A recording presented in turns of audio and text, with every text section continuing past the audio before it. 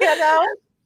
So we'll see how this goes. So if you are here, let us know, say something in the comments, and hopefully we'll be able to see it and all of that whatnot. But this is my friend Josie, and she is also a former beach body coach. But unlike me, who could not even hold emerald, that's the first rank, in case you don't know, which means you get one person on your right leg, one person on your left leg, and they're active. There's shit, that you got to do for all that. And I couldn't hold that. But this girl, however, she was in that top 1%, the people making the money. So two different perspectives. But the wonderful thing is obviously I'm a white woman. In case y'all didn't know, I'm white. I'm a 56-year-old white woman. So my existence has been from a white woman's perspective and, living with white privilege and not even realizing that I had no idea. I'm just going through life.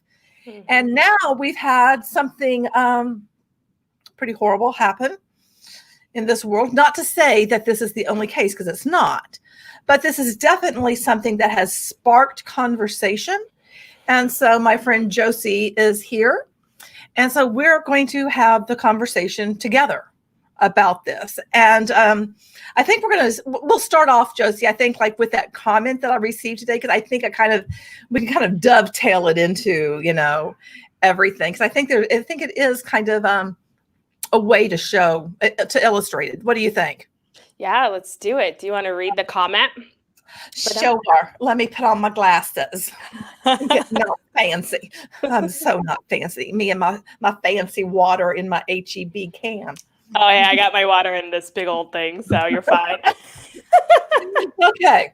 So this was a comment on one of my very first videos about my experience with Beachbody.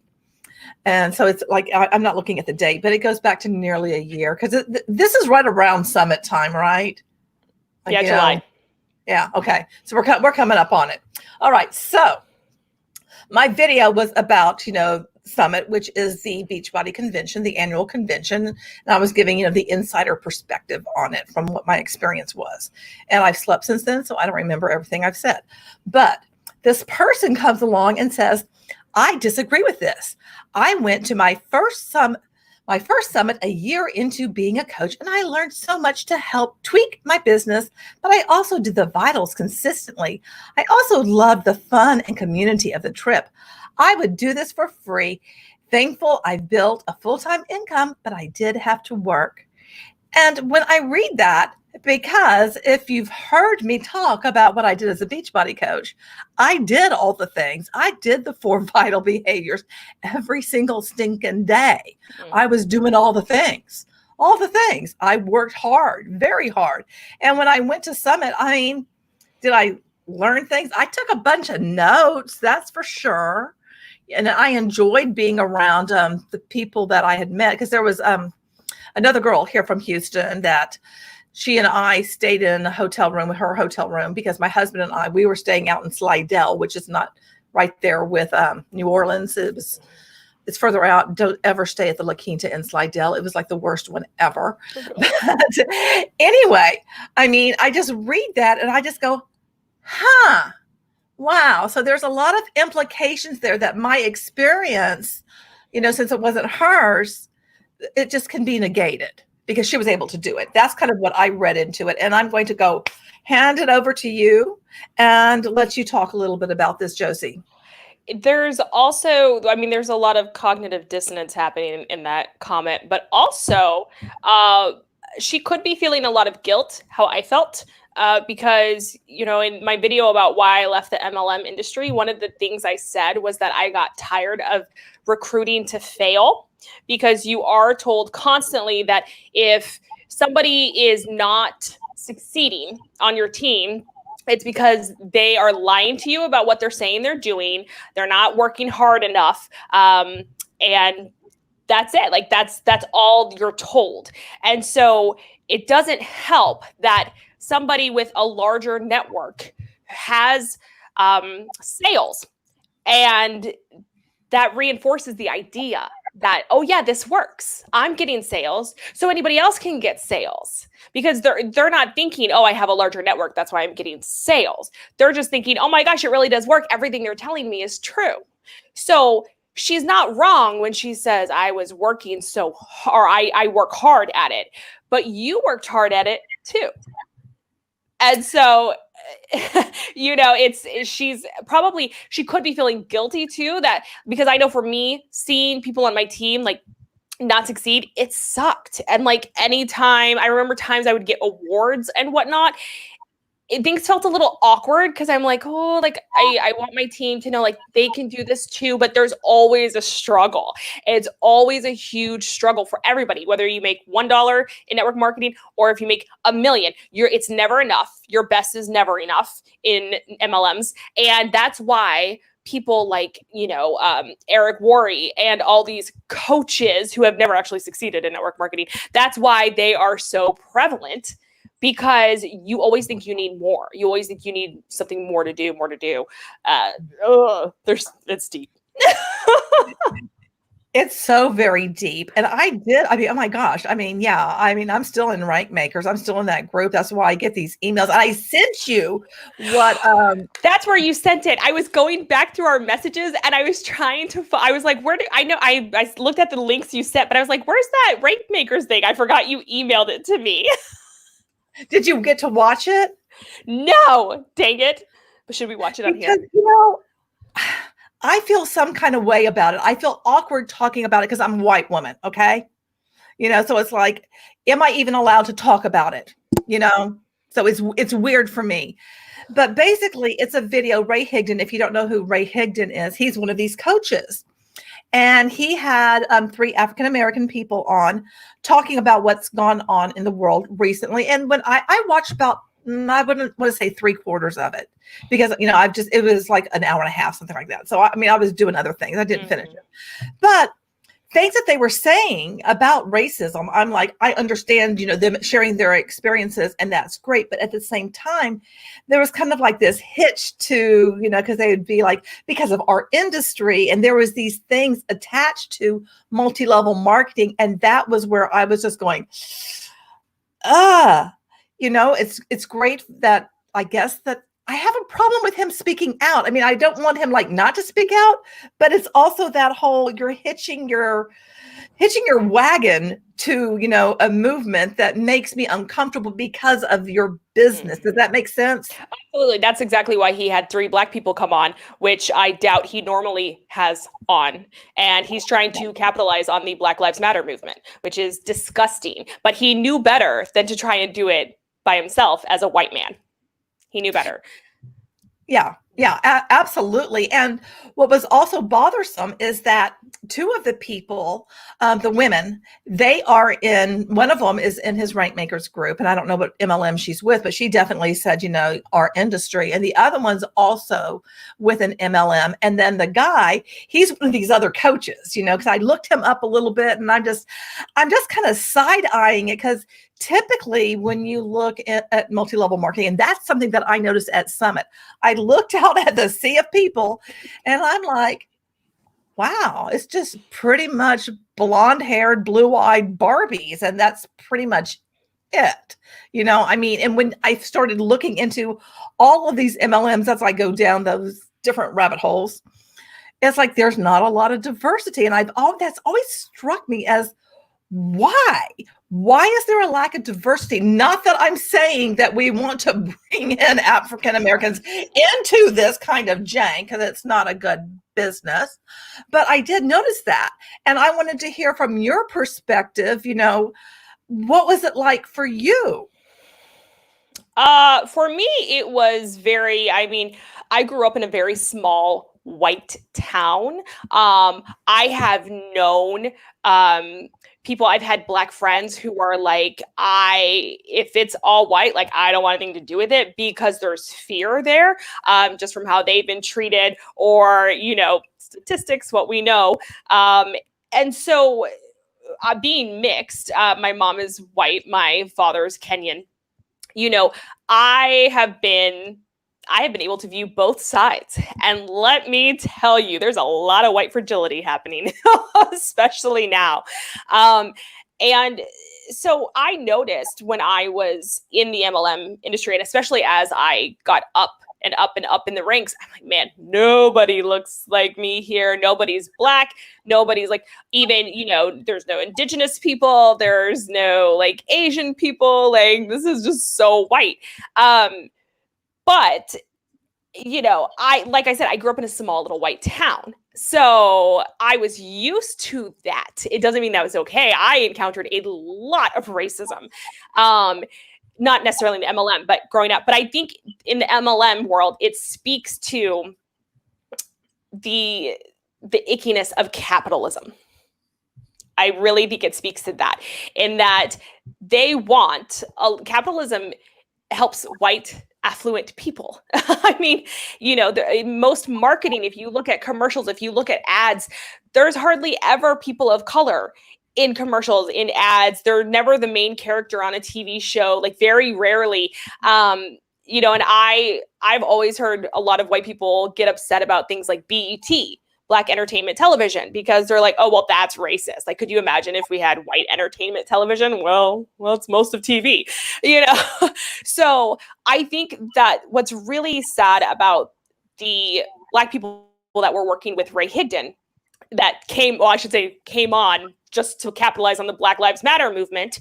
The sad thing about that is we know, thanks to studies done by the Federal Trade Commission, that less than 1% succeed in network marketing. So you have 99% of people fail. And anytime you have a group that fails, if you take a marginalized group, they're going to fail harder. It's going to set them back further. So the fact that I think that they're trying to infiltrate the Black community and be like, oh, this is our industry that's helped us, yada, yada, yada. It's just gross. It's just trying to capitalize on a movement where 99% of people fail, and you're going to hurt marginalized groups even more than the 99% who are already failing. I am so glad that you brought all of that up, because that's a lot of what I was feeling too. Because I also was thinking that as I looked at these faces, and especially the two women who were in MLM, and I'm like, you know what?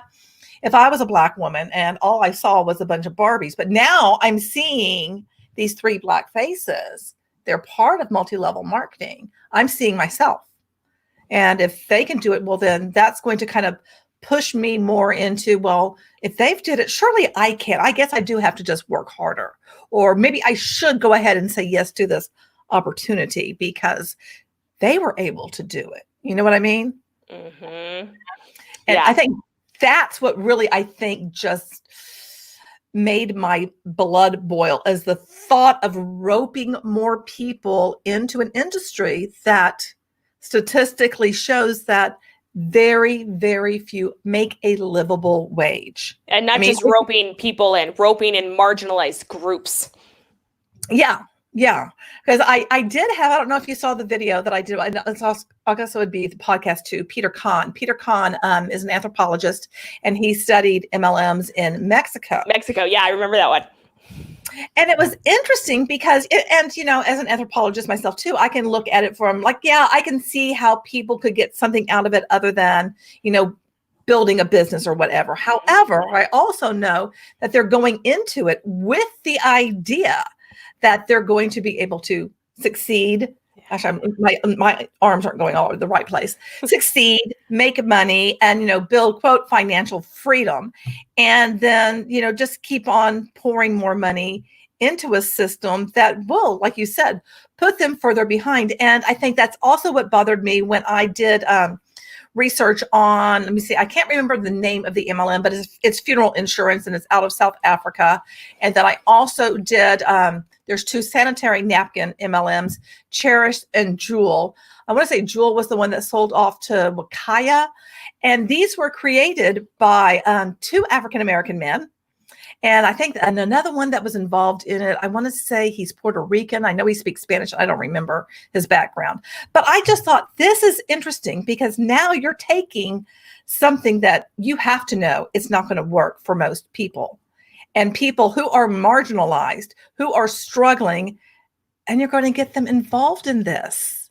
Your own people who are struggling. And that just icked me out, you know? Mm-hmm. And there's a big, what's the word? Lashing out against that right now in the Black community, because if you look at things like Glenn Beck or Fox News, they're bringing on their token people to say, see, we're not racist. See, we don't perpetuate racism. See, this person is saying that we should be making George Floyd a martyr. See, yada, yada, yada, yada. And it's like, you know what? The few token people you see don't speak for the entire community. And that's great that you found them, but they don't speak for us, and we're upset, and we have a right to be upset. And we don't want you coming after us anymore. The system needs to change. The system has to change. So it's really like, don't get me wrong. I want people to succeed, especially people of color, Indigenous people, Asian people. I want them to succeed, especially in this society that we have in the United States, where everything's coming to a head and people are just now realizing how bad it actually was. Because I know when I tell my white family that I've experienced racism, they don't want to hear it. They want to shut it down. They don't want to hear it. They say, well, maybe it was good for you to experience that. It probably made you stronger. They don't want to hear it. And like ever since George Floyd's death, we've been in a huge rift because they just don't want to hear it. But, you know, to try and gain off this, it's very sick. And I went off on a tangent there, but I mean, it's just crazy what we're seeing. But yeah, they definitely do not speak for the Black community. And like how you were saying, like you look at them and you're like, well, if they made it, I can make it. MLMs are very good at storytelling. We even had a phrase in MLMs where facts tell, stories sell. Oh, yeah. Oh, right. Yeah. So any story you have is to be exploited for sales. And that's exactly what Ray Higdon is doing by bringing on these Black people. And just all of a sudden, when he never brought them on before, you know, to say like, oh, like, hear their story, hear how they've made it. You guys are a marginalized community. We want to help you defeat racism.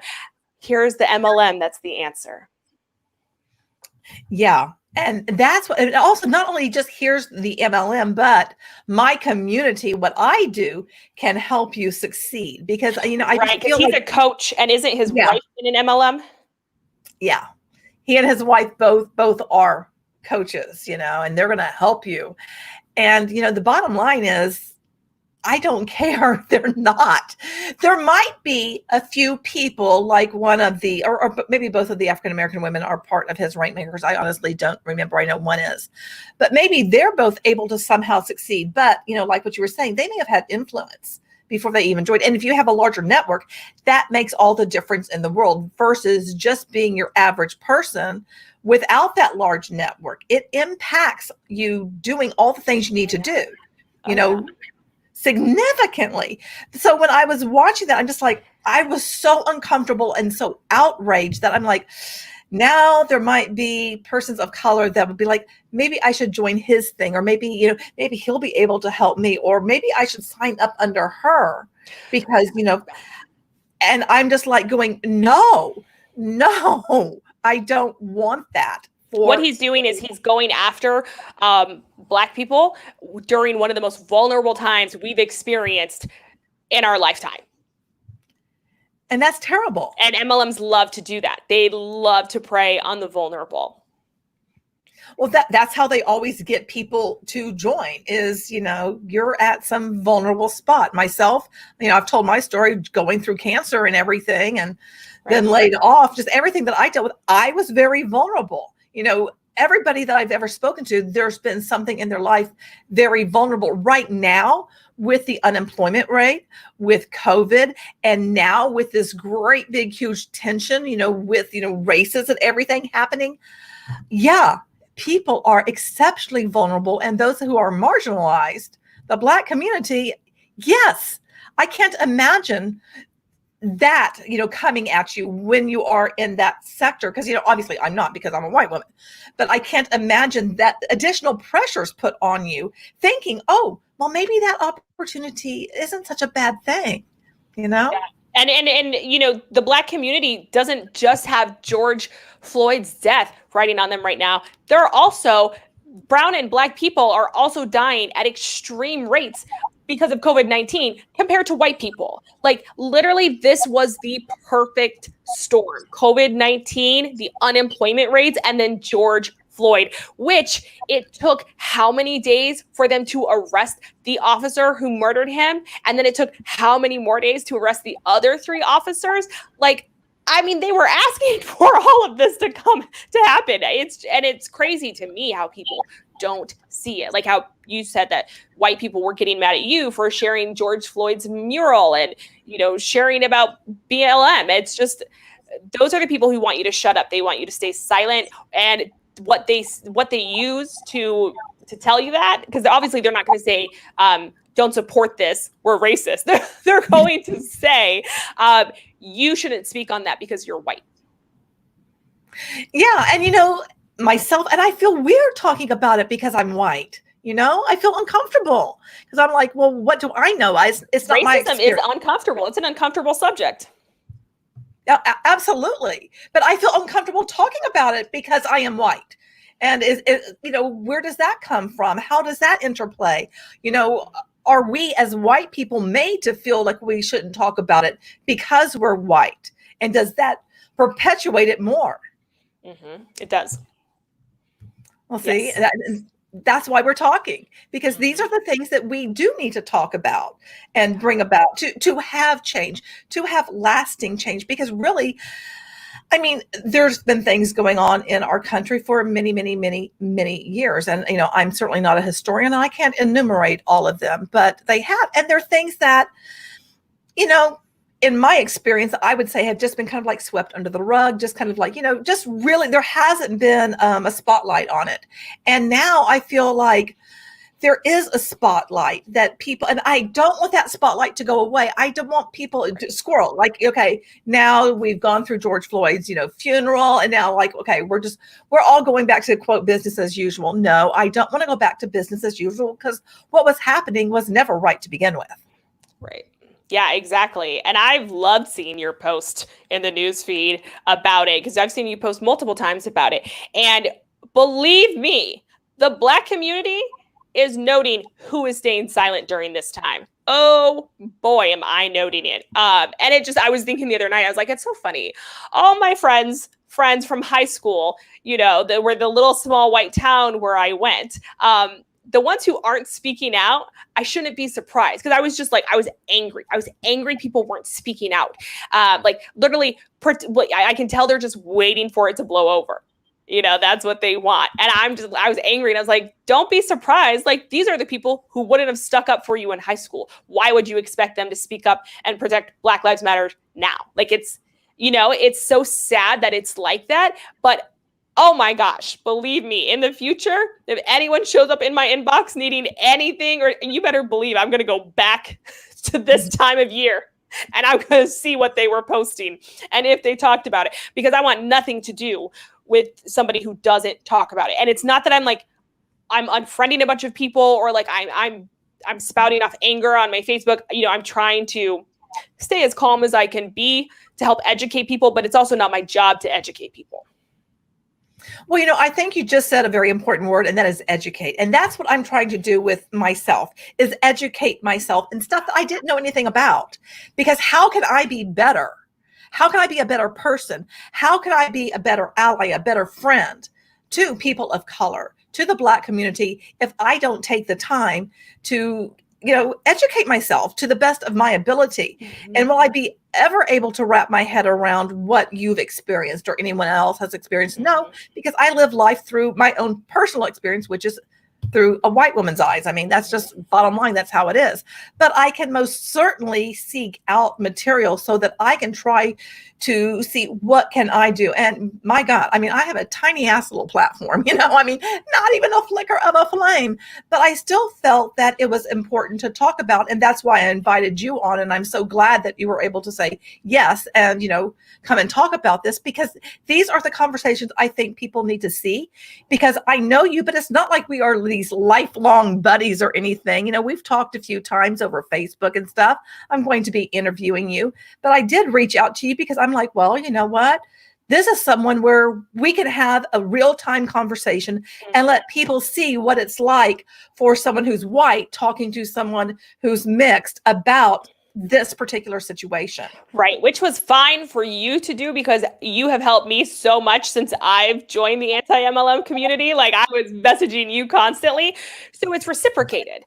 But I've seen so many of my Black friends post like, do not message me, white people, and ask me to educate you. Like, go to Google. And that's absolutely so. Like, I told you before that we started this call, this is the first time I've gotten ready since George Floyd died. It's been hard. And so, sorry. I think it's so good what you're doing. And I think it's good that you're speaking about it, and people need to keep speaking about it, even though it's uncomfortable. And there are so many people who are just looking the other way, waiting for it to blow over. But if they haven't been paying attention to any other news outlet other than Fox News, like, they should know it's not going to blow over. I mean, this is global now. Yeah. And, the outrage of seeing it happen. Now, here in Houston, we have not had the violence that there has been in other cities. And this is his hometown, I want to say, when was it? Tuesday? I'm going to say that was like over 60,000 people marched in downtown Houston. Oh, it's amazing. Yeah. And then I've been like all on Twitter, like, oh my gosh, looking at all these videos and seeing people march in Berlin in protest for Black Lives Matter. Like, it's incredible. Oh my gosh. As horrible as his death was, if his death does bring about change, at least starting the conversation, real meaningful conversations, then I hate to say it was worth it, because taking no human life is worth it, but it will spark something that has not happened before. And it's horrible that it took that. But I think, seeing that video and hearing him plead for his life and for his mother and that he can't breathe, I don't understand how anybody can watch that and be like, yeah, I'm okay with this. It's like, yeah, he got what he deserved or something. Because, I have a sneaking suspicion there's probably some people that are saying things like that, maybe privately, maybe publicly on social media. I don't know. But I don't see how that is okay. And I told you, I messaged you the other day, I started watching 13th on Netflix to start educating myself. I haven't finished watching all of it because I did what I normally do when I watch a movie or put on YouTube at night. I fell asleep because things lull me to sleep. That's just how I am. And I'm like, okay, I got to go back. And you're one of those people who falls asleep to watching TV. all the time. I'll put on a horror movie to relax. I'm like, all the time. And it drives my husband crazy if we're trying to watch something, because I'm like, and so again, it's not that I fell asleep because I'm like bored and it didn't matter. It's just like, I just got relaxed, but at the same time, it was like, I was hearing things that I didn't know anything about. And it goes back to, that's where I'm looking to educate myself, because I think that's my duty as a human being, is to try to have a deeper understanding. Yeah. Yeah, absolutely. And I'm still educating myself on a lot of matters. For example, I have the privilege of being half white. That doesn't get me in the door a lot of places, because people still see me. The white people see me as Black. I've had Black people tell me I'm white. You know what I mean? Like, but I've been accepted by some of the white community as long as I stay palatable to them by not talking about matters that make them uncomfortable, such as a lot of my experiences. But my half sisters in Africa and my half brother, they're all Black. And I remember when my mom, my white mother, wanted to bring them over to the US, I freaked out. I was like, I don't want them here. No. There's too much racism. Like, they are not going to know how to, they're just going to be shocked coming here and dealing with all the racism that, it's two different, completely different worlds. And I just wanted to protect them from it all. Completely. And it scared me. I don't even know where I was going with that, but, but where was I going with that? What were you saying? You were talking about 13th. Yeah, I was talking. Yeah. And educating myself.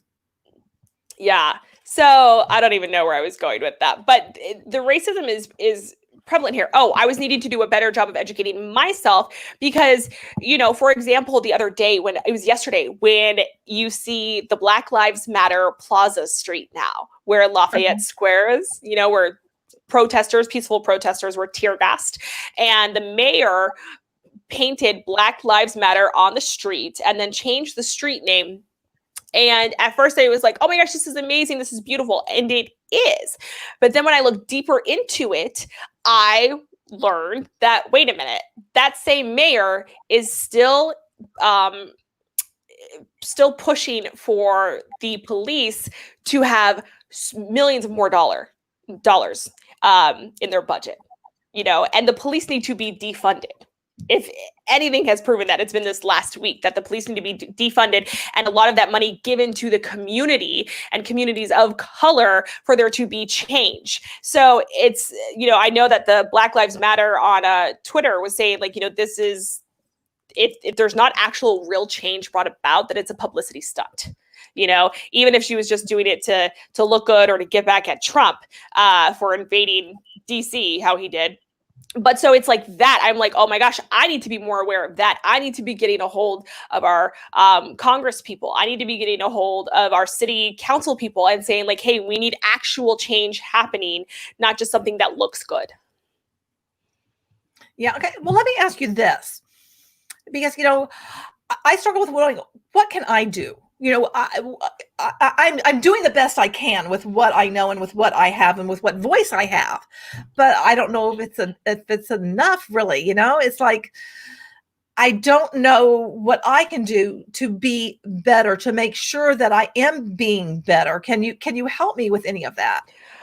I would say keep learning, keep educating yourself. Finish 13th. There's a book on white privilege that I had posted about, like, keep educating yourself and learning and then speaking about it, even if it makes people uncomfortable, and then take it a step further and reach out to your mayor, to, people who are able to make real change, and let your voice be heard. Look into what they really are for, because money speaks. So where are they putting the cities and the states' budget? What's it going to? I think that's the biggest things. Now here in Houston, our mayor is African American and our police chief is Hispanic. And I know Chief Acevedo that he marched with the protesters. And I know Sylvester Turner has spoken multiple times on this at the city. So I think Houston is fortunate in that we're not being led by a white man, basically, is what I'm saying, is that we do have that diversity, people of color who are in positions of authority, which is probably, I don't have a list of all the mayors in all the cities of Texas or any other state, but I probably think that most of them are not. Mm-hmm. Oh yeah. And so, yeah, and there are some right now in Houston, some things going on. And I don't know that much about it, but there's some videos that have not been released to the public of some recent crimes. And I think it has to do something like with it's going to be processed through the courts or something like that. And Acevedo has made mention of that, but there's a reason why they're not releasing this. And I want to say it was during Tuesday's protest over in Baytown. Baytown is a small town to the east of Houston. And there was some violence between police officers and arresting two people. And so that had some headlines. And it's like, these changes can't happen just in big cities. They have to happen everywhere. Yeah. And I think I'm a little bit more concerned with some of the smaller towns than I am with the large cities, Yeah. Yeah.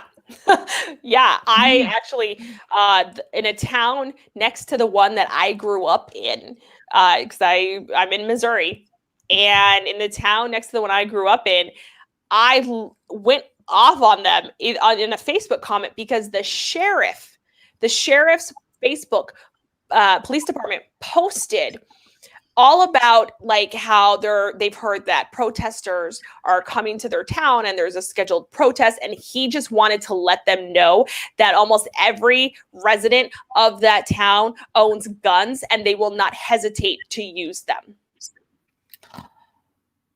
Wow. And it was long. It was paragraph after paragraph after paragraph of threatening protesters with guns by residents. And I commented on there and I said, excuse me, did you just threaten United States protesters? Do you not realize that protesters are not looters? It's abhorrent. There's a difference, protesting and looting, two different things. But you made me think of something, because with all the things going on with COVID, I know that gun sales have like gone way up, and it makes me a bit uncomfortable, the thought of like maybe somebody could just pop off because of this, because this really does seem to be a pressure cooker and a hotbed of all this tension coming to a head. And, obviously I don't have a crystal ball and can't look into the future or anything, but it does make me kind of like, just, I had that bee in my bonnet, so to speak, of like, how could that have an impact? And that's really scary to me, for that town for people to have said that, to imply what, you're going to shoot protesters? Like, that's okay to do that? And what's even scarier is that there were so many comments from residents who were like, yeah, I love small town living. And that's right. I got my AR-47 ready, or I got my Magnum, or like whatever they had, like their rifles, or like, I got my hunting gear ready, yada, yada. And I'm like, I can't believe, like, this is the culture I grew up in. And, it's scary. It is scary. And you're absolutely right when you say those small towns, those are where the biggest change needs to happen. I think it's going to be harder for them to change. I mean, much, much harder. And one town here in Texas comes to mind, Vidor. Vidor is known to be one of the most racist towns, I read about them. Yeah. Pretty scary. I've driven through there before. I think when I was moving to Chicago, I drove through there. Maybe do we pass through there on our way to Louisiana? I don't remember. But, I always felt safe, obviously, being white, driving through there. But I can't imagine being a person of color and going through a town like that. And also thinking, like, right now, because, most people aren't really flying. So if you're going to go on a family vacation, is it going to be dicier being a person of color if you're taking your family on a traveling vacation, the roads, the roadways, going through these small towns? I don't know what's happening in these small towns, and I think that I don't know if there's been any focus in the news about small towns, because we've just seen all of these enormous protests worldwide. Mm-hmm. Yeah, this entire past week, I have not walked my dogs. I walk them at least 2, sometimes 4 miles a day. That's usually when I listen to your podcast. And I stopped walking them maybe like 6 days ago, because I could just sense the tension on the trail as I was passing people. And I'm not saying that it was those people like giving me dirty looks or anything like that. I'm just saying I could feel everybody is on edge because of what's happening. And even though I have a 70-pound dog and I have a taser in my waistband of my yoga pants and mace in my bra, I always walk with those things. Still, I just told my husband, I was like, I don't feel safe walking. Like, I'm only going to, if I do walk them, it'll only be in the mornings from now on. I just have not went and walked them because I have not felt safe. Like, it scares me. And then you see that video. I don't know if you saw the video of that white man on the bike on a trail who harassed and assaulted those young girls and grabbed their flyers and posters that they were putting up for George Floyd and BLM. And I'm like, that's exactly what I was worried about. That is exactly what I was worried about.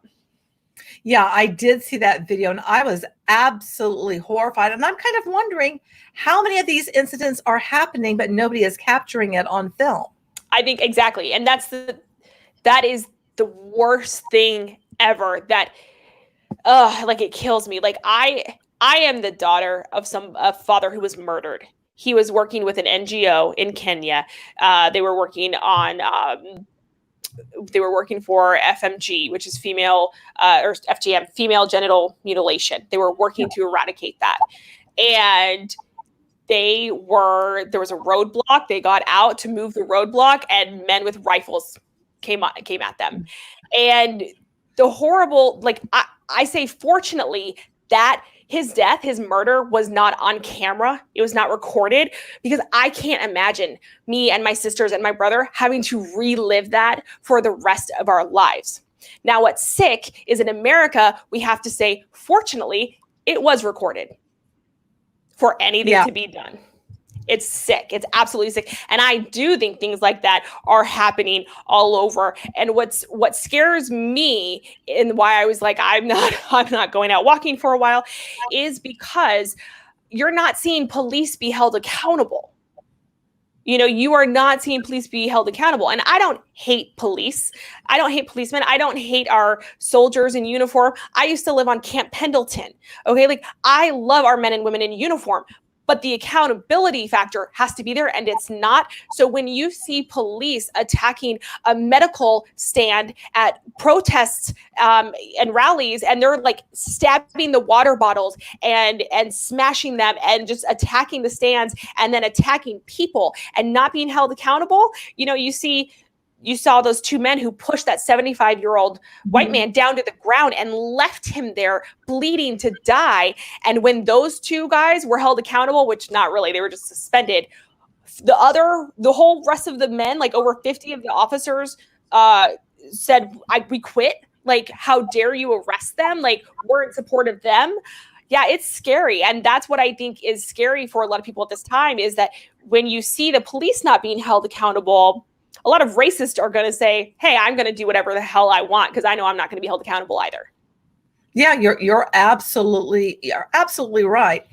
Myself, where I live, because we live like smack dab in the middle of the city, I continue to walk the dogs. Now, granted, Tamale doesn't really want to walk because she's a little princess and just refuses, and it's now really hot outside.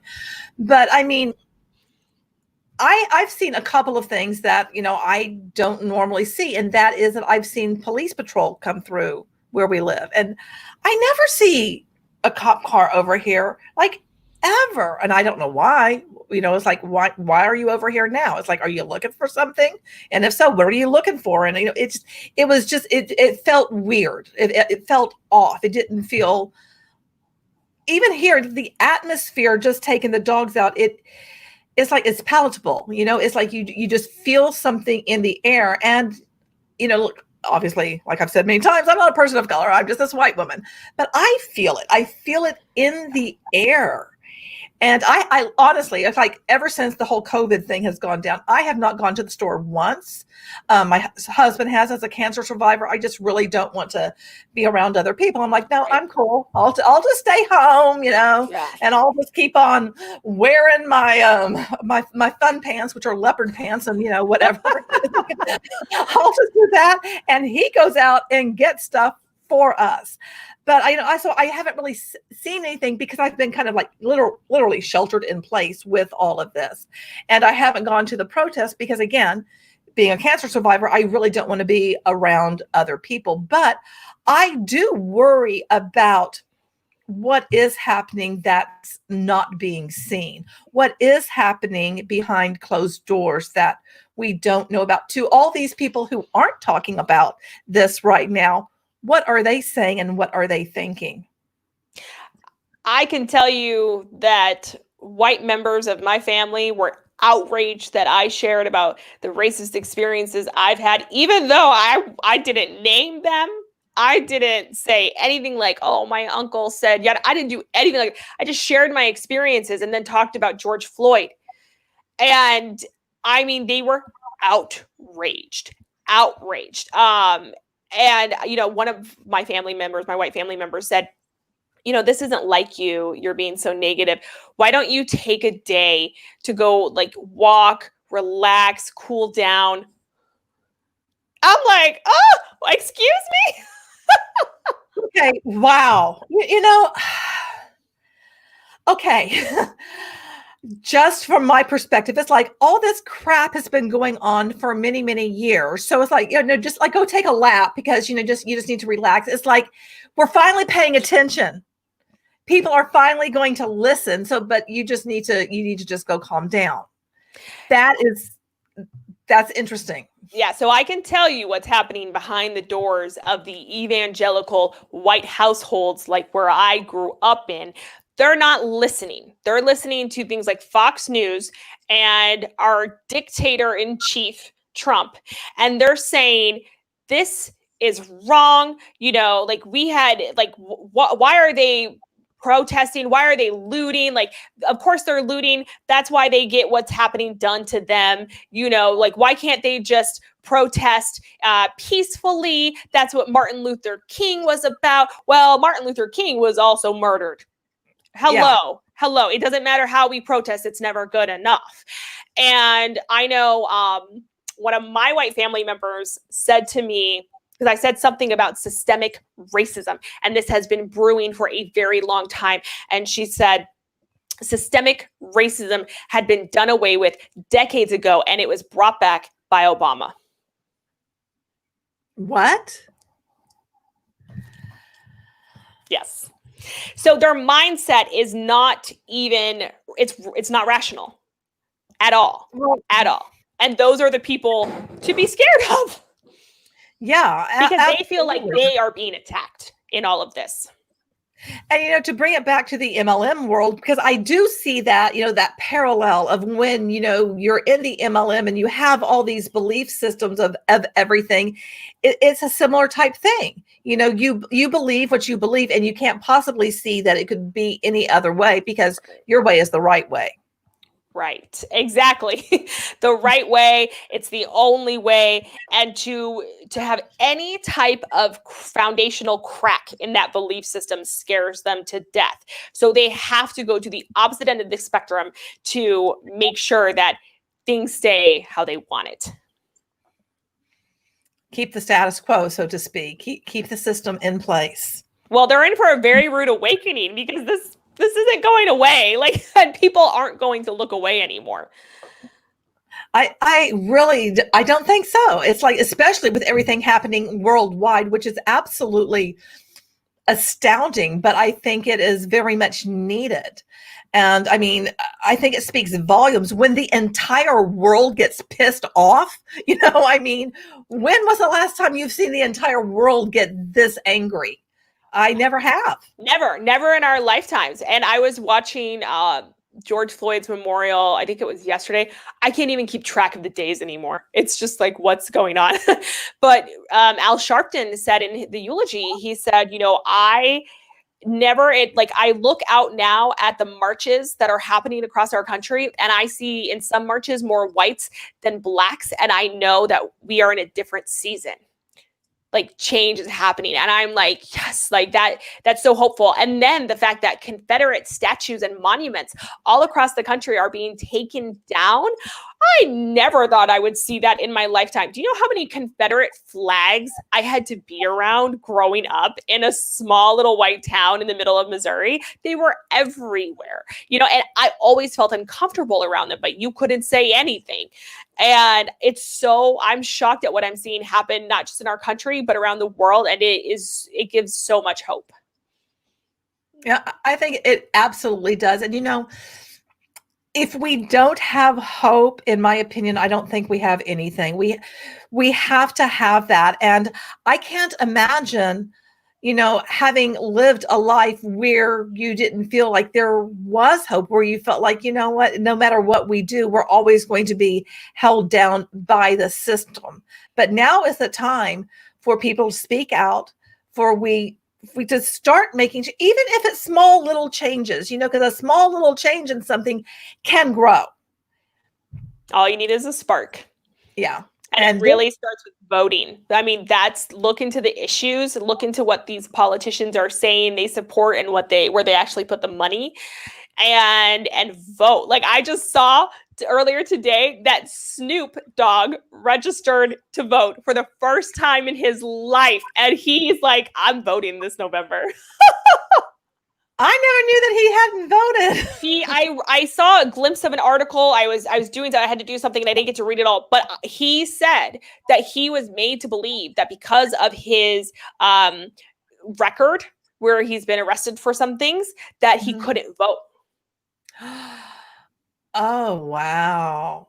And that's the thing that, something that really bothers me. And it's not, I don't think there's an easy answer, because I think there's also sometimes when you talk about criminal activity, there's like a gradation in terms of, like how strong anything is. But I also think that it's a disservice for people almost to feel like they're branded with, C for criminal, like the scarlet letter, like that, okay, that's it. That's all you are. Well, people are more than that. Yeah. People can start to educate them. Not everybody changes. I get that. There are sometimes people are just lifelong and that's how it is. But you can still, people can change, and people don't have to always be looked at in that way. And I think that needs to change. We need to strip that away, because I think that has a huge impact on people's lives. Absolutely. And there's so much prison reform that needs to happen. Prisons should not be privatized. I mean, in the beginning of 13th, it says that the U.S. has 5% of the world's population, but we house 25% of prisoners in the world.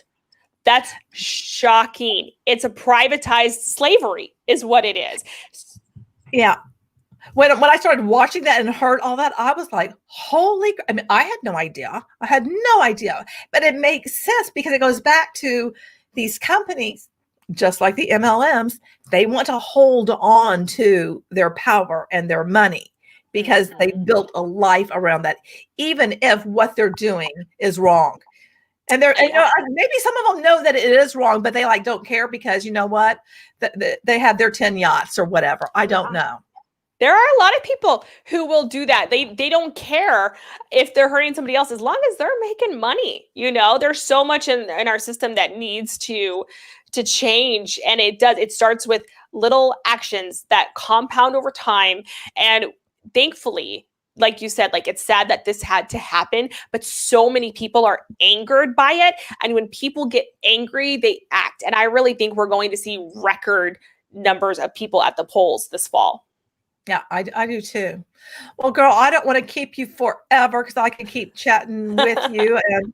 But I am so grateful for you being willing to, talk with me, and, just for us just to have this conversation, because I think it's important for people just to see us talking and see, how do you even bring this up with someone, because it's not easy. This is certainly not like, well, I'll just sit here with my popcorn and just life is grand. It's not. Life is not grand. Life is really effed up right now but we have hope that there can be a change, and that, I think it's just moving forward, being able to do things better, being better, just keeping that idea of trying to be a little bit better, even if your better isn't fabulous, at least if you're making an effort.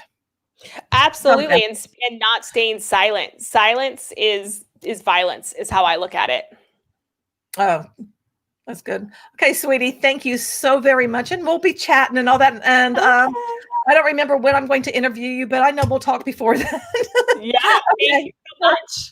All right, bye. Bye.